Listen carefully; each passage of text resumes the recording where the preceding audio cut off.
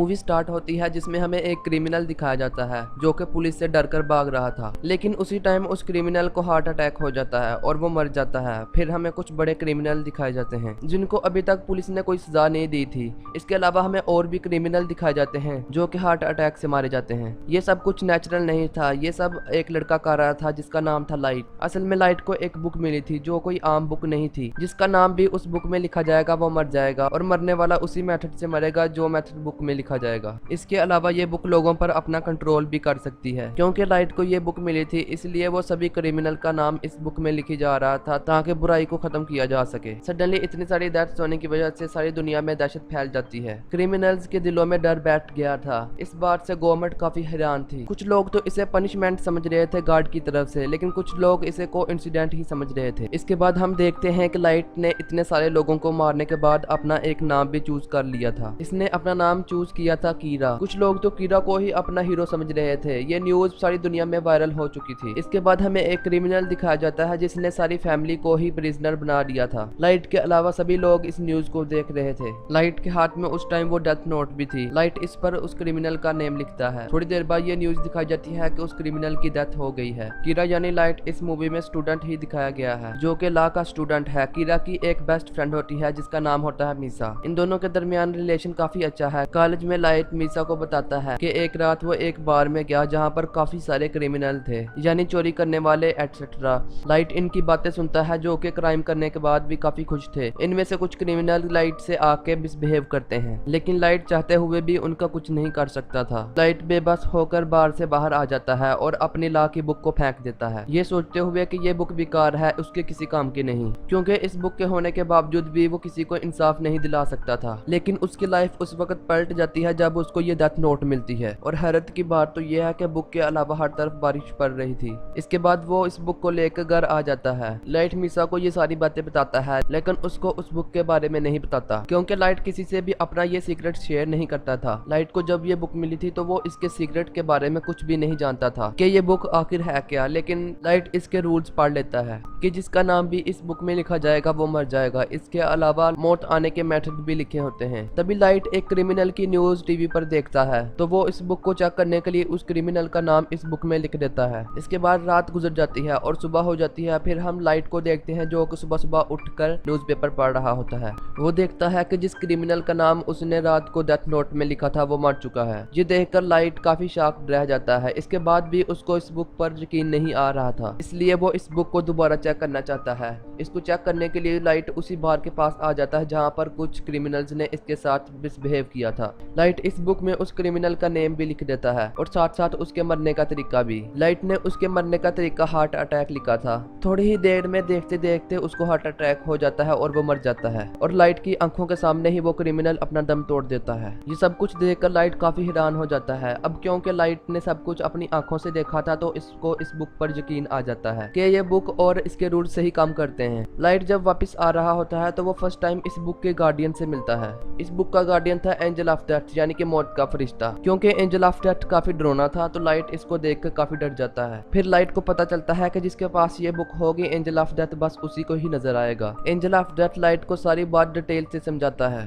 फिर हमें कुछ अफसर दिखाए जाते हैं जो कि अचानक डेथ्स पर बात कर रहे होते हैं। पुलिस ये बात नोटिस करती है कि मरने वाले सिर्फ क्रिमिनल्स हैं। इसके अलावा पुलिस के ज़हन में काफी सारी बातें आ रही हैं, जैसे कि कीरा चाहता क्या है, कीरा एग्जिस्ट करता है भी या नहीं, कीरा कोई हीरो नहीं है, वो भी एक क्रिमिनल है, क्योंकि जो कुछ हो रहा है वो भी एक क्राइम ही है। इसके बाद हमें लाइट के फादर दिखाए जाते हैं जो कि एक डिटेक्टिव थे और वही इस केस को हैंडल कर रहे थे। उनका मिशन था कीरा तक पहुंचना, क्योंकि कीरा किसी के कंट्रोल में नहीं था, वो सबको बेमौत मारी जा रहा था। इस तरह तो वो सबको मार डालेगा। लाइट के फादर अपने सीनियर से कहते हैं ये केस काफी कॉम्प्लिकेटेड है, इसलिए इस केस को स्टडी करने के लिए एक डिटेक्टिव हमारी हेल्प करेगा जिसका नाम है एल। ये सारा केस एल ऑनलाइन हैंडल करेगा, क्योंकि ना तो एल को कोई जानता था ना ही किसी ने इसकी शक्ल देखी थी। दूसरी तरफ एल ने इस केस के बारे में काफी इन्वेस्टिगेशन की हुई थी जिसमें इसको काफी सक्सेस भी हासिल हुई थी। पहले तो कीरा पर कोई यकीन नहीं करता था, लेकिन एल ने सबको दिखाया कि जितनी भी डेथ्स हो रही हैं वो नेचुरल नहीं है। पिछले साल की निस्बत इस साल कितने सारे लोगों की डेथ्स हुई थी। इसमें ज्यादातर लोग हार्ट अटैक की वजह से ही मारे गए। इसमें हैरत की बात तो ये थी कि जो लोग हार्ट अटैक की वजह से मारे गए वो फिजिकली नॉर्मल थे। लाइट को इस बुक को अपने पास रखे काफी देर हो चुकी थी। लाइट इस बुक की वजह से काफी इंटेलिजेंट भी हो चुका था। फिर हम देखते हैं लाइट और एंजल ऑफ डेथ को, जो कि एक दूसरे के काफी काफी करीब थे। क्रिमिनल्स को मारकर लाइट का कहना था कि वो फ्यूचर बदल देगा, फिर दुनिया पर कोई क्राइम नहीं होगा अगर सारे क्रिमिनल मर जाएंगे। फिर हमें टीवी पर एल को दिखाया जाता है जो कि कीरा के बारे में डिस्कस कर रहा होता है कि कीरा कोई हीरो नहीं है, वो एक क्रिमिनल है जिसको हम जल्द से जल्द पकड़ लेंगे। ये सब बातें सुनकर कीरा को काफी बुरा फील होता है, इसलिए वो एल को अपने रास्ते से हटाने के लिए और लोगों को बताने के लिए कि कीरा कोई छोटा आदमी नहीं है, डेथ नोट पर एल का नाम लिख देता है, जिससे उस टीवी वाले एल को हार्ट अटैक हो जाता है और वो मर जाता है। सब लोग ये देखकर काफी हैरान हो जाते हैं और लाइट ये सब देखकर काफी खुश हो जाता है। फिर लाइट ये देख के काफी शॉक्ड हो जाता है कि जो एल अभी अभी मरा है वो असली एल नहीं है। फिर हम देखते हैं कि असली एल सामने तो नहीं आता, लेकिन वो टीवी पर बात कर रहा होता है और एल कहता है कि कीरा मैं हूँ असली एल। टीवी की ये ट्रांसमिशन सिर्फ जापान में ही सेंड की गई, जिससे ये बात क्लियर होगी कि कीरा तुम जापान से ही बिलोंग करते हो। इसके अलावा एल कहता है कि कीरा तुम बस उसी शख्स को मार सकते हो जिसका नाम और शक्ल तुम जानते हो। ये देखकर लाइट को काफी गुस्सा आ जाता है और वो काफी वरीड भी था।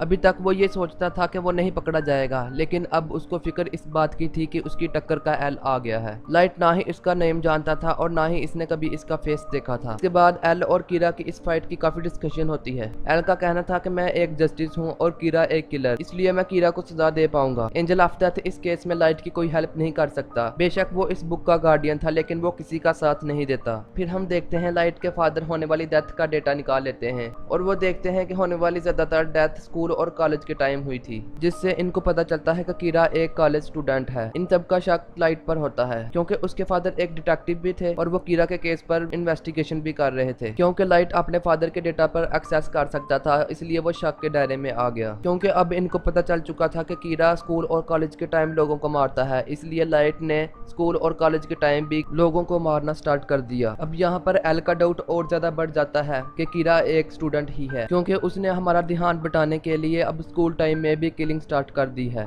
उनको ये बात भी पता चल जाती है कि कीरा की एक्सेस डेटाबेस तक भी है। वो लाइट के फादर को बताते हैं कि कीरा की एक्सेस डेटाबेस तक भी है, इसलिए कीरा यहाँ तो कोई पुलिस ऑफिसर है या कोई अपना ही है जो ये सब कुछ कर रहा है। कुछ दिन बाद लाइट को ये रियलाइज होता है कि पुलिस उस पर नजर रख रही है। एल ने कुछ डिटेक्टिव को उसके पीछे लगाया हुआ है। लाइट एल को अपने रास्ते से हटाना चाहता था। तभी एंजल ऑफ डेथ लाइट को बताता है कि मुझे सब पता होता है, मुझे पता होता है कि किसका नाम क्या है और इसकी जिंदगी के कितने साल बाकी रह गए हैं। तभी लाइट इससे कहता है कि मुझे बस एल का नाम बता दो। इसके बदले में एंजल ऑफ डेथ इसकी आधी जिंदगी ही मांग लेता है, लेकिन कीरा साफ इनकार कर देता है। जो एजेंट लाइट के पीछे लगा हुआ था उससे जान छुड़ाने के लिए लाइट को एक आइडिया आता है। फिर लाइट और मिसा एक बस में जाते हैं जहाँ पर वो एजेंट भी इनके पीछे चला जाता है। लाइट उस एजेंट से पूछता है कि आखिर तुम मेरा पीछा क्यों कर रहे हो, जिस पर एजेंट कोई जवाब नहीं देता। तभी उस बस में एक क्रिमिनल आ जाता है जो बस के ड्राइवर पर गन पॉइंट कर देता है। लाइट ने पेपर पर एक नोट लिखा था जिस पर लिखा था वो तुम्हें पकड़ लेगा तो तुम गन उससे छीन लेना, लेकिन सडनली वो पेपर लाइट से गिर जाता है और वो क्रिमिनल इस पेपर को पकड़ लेता है। फिर इस क्रिमिनल की नजर एंजल ऑफ डेथ पर पड़ती है। वो क्रिमिनल इसको काफी शूट करता है, लेकिन वो तो खुद मौत का फरिश्ता था, इसलिए उसको कुछ भी नहीं होता।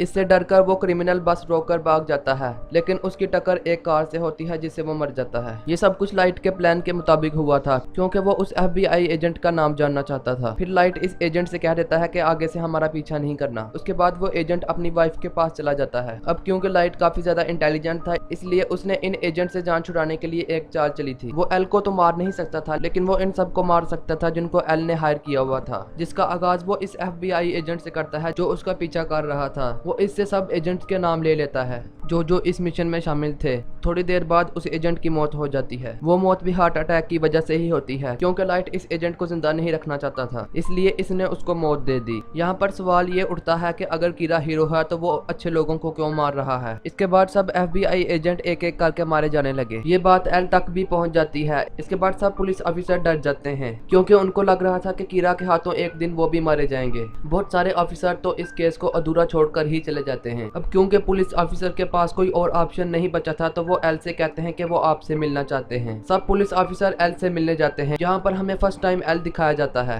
जो कि बिल्कुल यंग था और किसी बच्चे की लुक दे रहा था। वो एजेंट तो कहीं से भी नहीं लग रहा था। फिर हम देखते हैं कि उस एजेंट की वाइफ भी इस केस पर इंक्वायरी कर रही है। वो मिसा से मिलती है। मिसा इसको लाइट से मिलाती है। एजेंट की वाइफ लाइट को फर्स्ट टाइम देखते ही पहचान लेती है और इससे कहती है कि तुम मेरा कुछ नहीं बिगाड़ सकते, क्योंकि तुम मेरा नाम जो नहीं जानते। ये कहकर वो वहाँ से चली जाती है। इस बात की वजह से मिसा काफी हैरान रह जाती है और लाइट भी काफी डर जाता है, क्योंकि आहिस्ता आहिस्ता उसका ये राज खुलता जा रहा था। फिर हम देखते हैं एल को, जो कि लाइट के रूम में कैमरास फिट करा देता है। जब लाइट को ये बात पता चलती है तो वो कोई भी ऐसी हरकत नहीं करता जिससे इनको शक हो। वो ऐसे बिहेव करता है जैसे वो कुछ नहीं जानता और सब कुछ नॉर्मल है। एक तरफ टीवी पर एक क्रिमिनल के बारे में बताया जा रहा था, दूसरी तरफ सभी लोग लाइट पर नजर रखे हुए थे कि अब वो कुछ करेगा। फिर वो क्रिमिनल मारा जाता है और लाइट ने तो टीवी भी नहीं देखा था, जिसकी वजह से एल के अलावा बाकी सभी लोगों का शक लाइट पर से हट जाता है। लेकिन हम देखते हैं लाइट सब लोगों की नजर से छुपकर ये काम करता जा रहा था। इसका मतलब यह है कि वो लोगों को मारने से अभी भी बाज नहीं आया। इसके बाद लाइट के रूम से सभी कैमरास हटा दिए जाते हैं। यहाँ पर तो ऐसे लग रहा था जैसे सब कुछ नॉर्मल हो गया है। दूसरी तरफ जो एजेंट की वाइफ होती है वो अभी तक अपने हस्बैंड की मौत की इंक्वायरी कर रही होती है। वो एल को कॉल करके कहती है कि मैं ये साबित कर दूंगी कि लाइट ही कीड़ा है। इसलिए वो एक जगह पर लाइट को बुलाती है जहाँ पर उसने मीसा को गन पॉइंट पर किया हुआ था। वो लाइट से ये बात मनवाना चाह रही थी कि वो ही कीड़ा है। लाइट ये बात मानने से इनकार कर देता है और मौके का फायदा उठाकर मीसा वहाँ से भाग जाती है। फिर एजेंट की वाइफ लाइट को शूट करना चाहती है, लेकिन गलती से वो गोली मीसा को लग जाती है और मीसा वहीं पे मर जाती है। बाद में एजेंट की वो वाइफ खुद को भी मार लेती है। जो कुछ भी वहाँ पर हो रहा था वो सब कुछ रिकॉर्ड हो रहा था, इसलिए पुलिस भी वहाँ पर आ जाती है। फिर हम देखते हैं लाइट और एंजल ऑफ डेथ आपस में बातें कर रहे हैं, जहाँ पर लाइट एंजल ऑफ डेथ को बताता है कि अभी अभी जहाँ पर जो कुछ भी हुआ वो मेरे प्लान में शामिल था। वो कहता है कि बुक का मालिक सब कुछ कंट्रोल कर सकता था, इसलिए वहाँ पर जो कुछ भी हुआ उसने पहले से ही लिख रखा था। लाइट ने अपनी बेस्ट फ्रेंड को भी मरवा दिया। इसका मतलब यह है कि लाइट एक शैतान ही है कि इसने ऐसा शैतान वाला काम किया। फिर लाइट अपने फादर से कहता है कि वो आपका और बाकी ऑफिसर का इस केस में साथ देगा। वो ऐसा इसलिए करना चाह रहा था ताकि किसी का शक इस पर ना जाए और उसका राज हमेशा के लिए राज ही रहेगा और वो अपना काम छुप कर करता रहेगा। लास्ट पर वो एल से फेस टू फेस मिलता है और यहीं पर ये मूवी खत्म हो जाती है। आई होप आपको ये स्टोरी काफी पसंद आई होगी। Subscribe the channel and like the video. Thank you.